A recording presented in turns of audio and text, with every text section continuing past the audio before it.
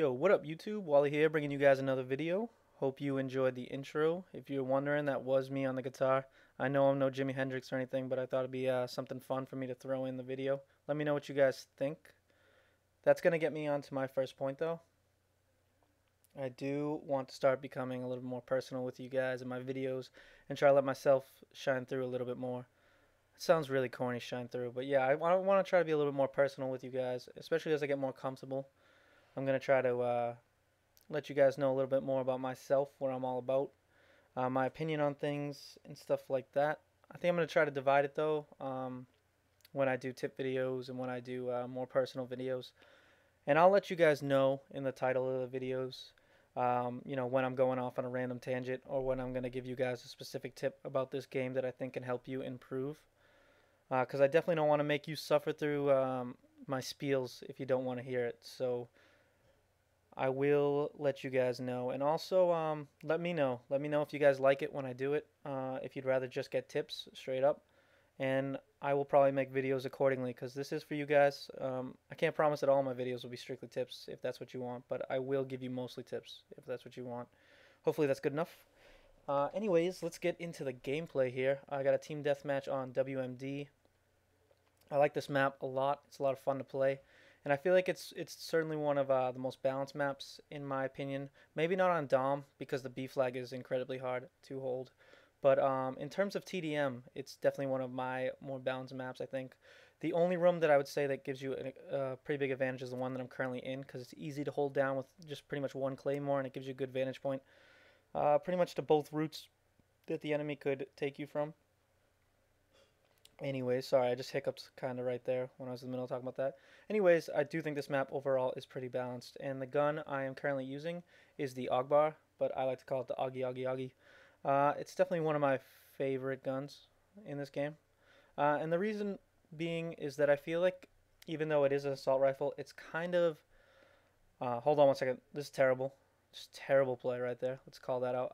I struggle still with the close combat in this game, and I think it's just because I'm a terrible knifer, and I've already said that before. It's something I got to work on, and hopefully I will get better at it. I don't know. I just kind of freak out in close combat situations. Anyways, back to the gun. Yeah, the Ogbar. I feel like it's a mix between an SMG and assault rifle, even though it's an assault rifle. And I feel like it just has to do with the fact how great the hip fire is. You can see right there, I use it as I drop shot that guy.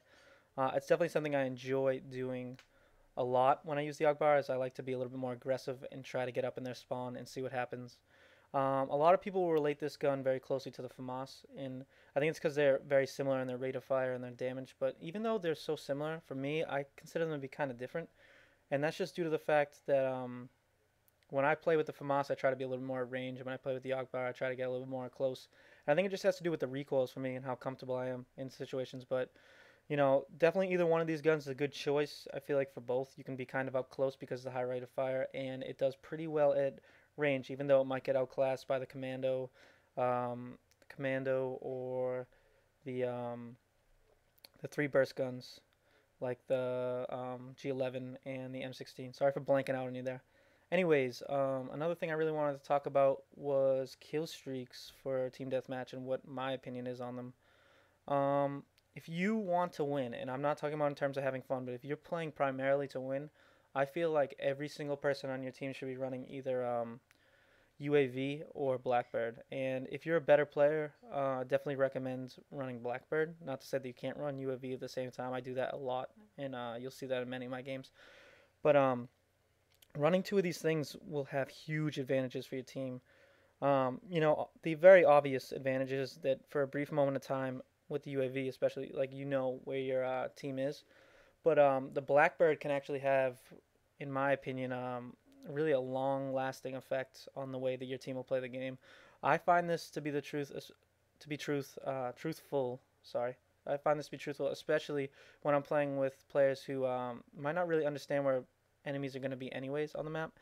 And the thing is even if it's on a subconscious level, when you are running the Blackbird, your team kind of understands how the other team's going to play, even past the point of where the Blackbirds disappeared. And the reason for that is you can see these guys pretty much for a full minute running around.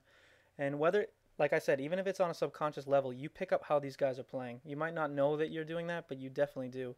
So when you see these guys, you know, either they're going to stay at range and try to pick you off, or they're going to come up at you guys in groups, or they're going to be corner camping, or they're going to be rushing you. You're going to pick up on all that stuff when you're watching these guys for a minute, and then you're going to understand how they play, not only when the Blackbird's in the air, but for the rest of the game.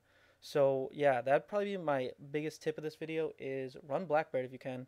And basically the other kill streaks that I pick just kind of vary on how I'm feeling on the day. If I'm pretty uncomfortable and I feel like I'm not playing that great, I'll probably go UAV, Blackbird, Chopper Gunner. But if I'm feeling a little bit more confident and I feel like I'm getting those high kill streaks a lot, I will run Blackbird, Chopper Gunner, Dogs. But definitely, you know, mix up the other kill streaks and just have fun with that. But I would recommend either UAV or Blackbird. And I've heard in a couple other videos too, people talking about how useful counter UAV has been, just due to the fact that a lot of people are running Ghost now and it's becoming popular.